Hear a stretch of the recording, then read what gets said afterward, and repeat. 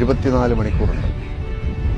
ഈ 24 മണിക്കൂർ എന്ന് പറഞ്ഞാൽ 1440 മിനിറ്റാണ് അത്ര. അപ്പോൾ ഈ സമയത്തിന്റെ പ്രത്യേകത എന്താണെന്ന് വെച്ചാൽ, ഞാൻ നേരത്തെ പറഞ്ഞതുപോലെ അത് എല്ലാവർക്കും ഈക്വലായിട്ടാണ് വീതിച്ചിരിക്കുന്നത്. ഒരാൾക്ക് 1 മിനിറ്റ് എന്ന് പറഞ്ഞാൽ മറ്റേയാൾക്കും അതേപോലെ.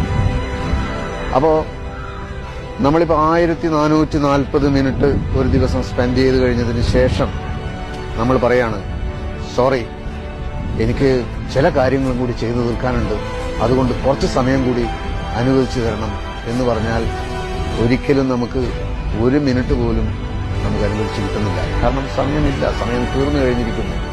നമ്മൾ കോടിക്കണക്കിന് രൂപ കൊടുക്കാമെന്ന് പറഞ്ഞാലും 1 സെക്കൻഡ് പോലും നമുക്ക് തിരിച്ചു കിട്ടുന്നില്ല.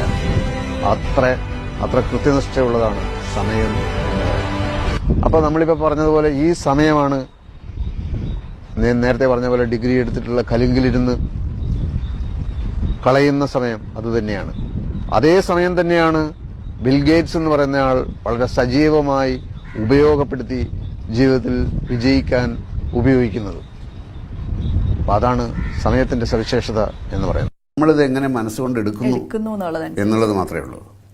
അൺപ്ലസന്റ് എക്സ്പീരിയൻസ് പോലും നമുക്ക് നല്ലതല്ല, അതൊരു പരിചയമല്ലേ, അതൊരു എക്സ്പീരിയൻസ് അല്ലേ.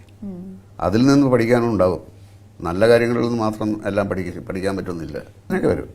എത്ര വേഗം നമുക്കിതൊക്കെ സഹിക്കാനും പൊറുക്കാനും കഴിയുന്നു എന്നുള്ളതനുസരിച്ചാണ് ഒരു മനുഷ്യൻ വലുതാവുന്നതും ചെറുതാവുന്നതും. ജീവിതകാലം മുഴുവൻ ഒരു ദേഷ്യം കൊണ്ടു കിടക്കാൻ വേണമെങ്കിൽ അപ്പം മറ്റൊരാളോട് നമ്മൾ ദേഷ്യം എന്ന് പറയുന്നത്, നമ്മുടെ doctor BM Hegde Madras medical കോളേജിൽ പഠിക്കുമ്പോൾ ഫസ്റ്റ് റാങ്ക് കിട്ടിയ ആളാണ്, സർജറിയിൽ അവാർഡ് കിട്ടിയ ആളാണ്.